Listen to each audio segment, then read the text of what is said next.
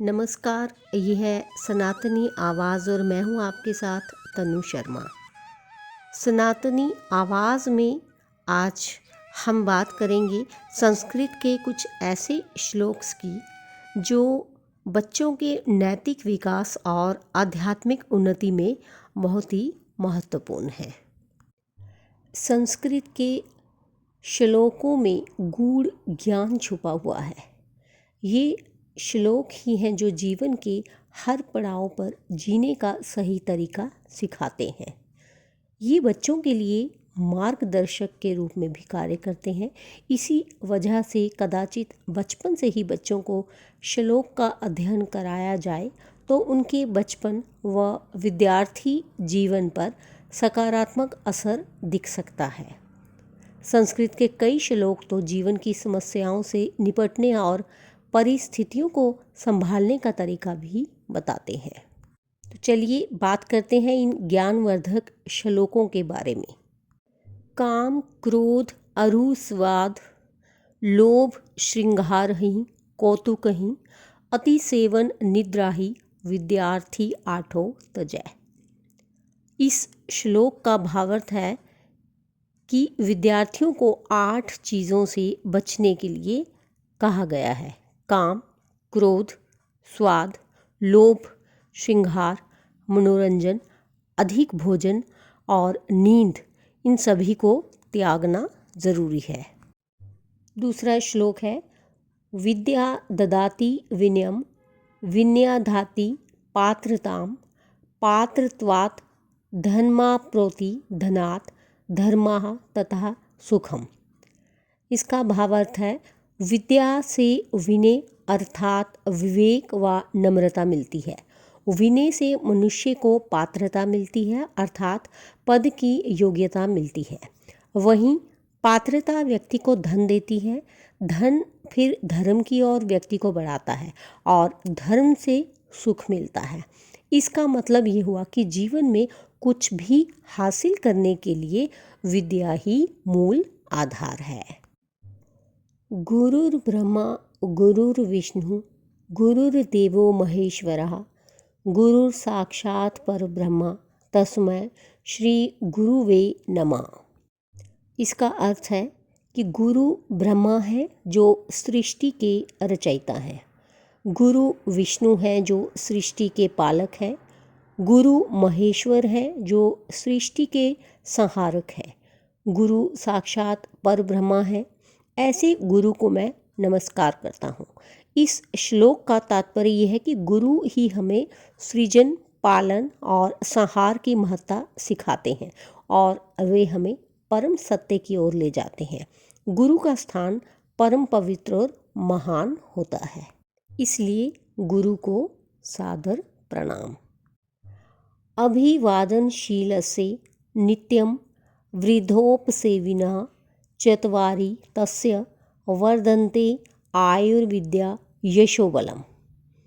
अर्थ है बड़े बुजुर्गों का अभिवादन अर्थात नमस्कार करने वाले और बुजुर्गों की सेवा करने वालों की 4 चीज़ें हमेशा बढ़ती हैं। ये 4 चीज़ें हैं आयु, विद्या, यश और बल। इसी वजह से हमेशा वृद्ध और स्वयं से बड़े लोगों की सेवा व सम्मान करना चाहिए। आलस्यं हि मनुष्याणां शरीरस्थो महान् रिपुः, नास्त्युद्यमं समो बन्धुः कृत्वा यं नावसीदति। अर्थ है आलस्य मनुष्य के शरीर में स्थित एक महान शत्रु है। परिश्रम के समान कोई मित्र नहीं है। जो व्यक्ति परिश्रम करता है वह कभी दुखी नहीं होता। इस श्लोक का तात्पर्य है कि आलस्य से मनुष्य का पतन होता है और उसे प्रगति नहीं मिलती, जबकि परिश्रम से मनुष्य को सफलता और संतोष प्राप्त होता है।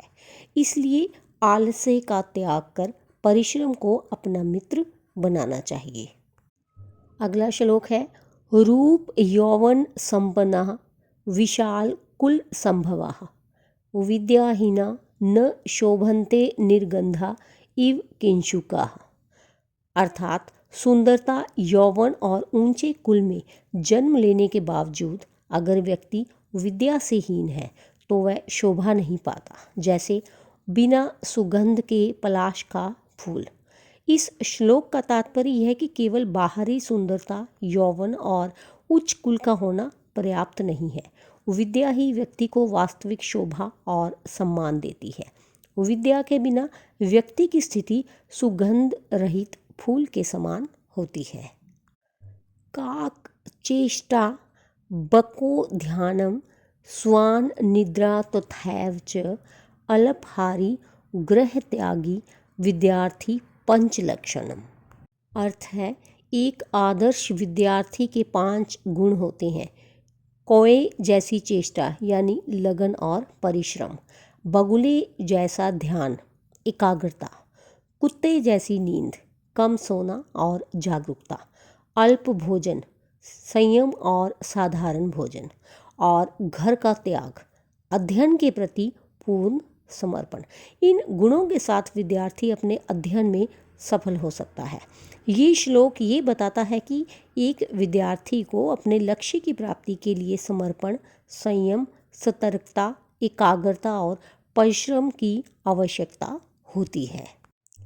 षड् दोषा पुरुषेनेह हात्वया भूतिमिच्छता निद्रा तंद्रा भयम क्रोधा आलस्यम दीर्घ सूत्रता। अर्थ है कि 6 अवगुण मनुष्य के लिए पतन की वजह बनते हैं। ये अवगुण है नींद, तंद्रा यानी थकान, भय, गुस्सा, आलस्य और कार्य को टालने की आदत। तो दोस्तों, आज बस इतना ही। उम्मीद करती हूँ कि इन श्लोकों को जानकर और समझकर बच्चे न केवल अपनी भाषा और संस्कृति से जुड़ेंगे, बल्कि नैतिकता और जीवन के महत्वपूर्ण मूल्यों को भी आत्मसात करेंगे। धन्यवाद।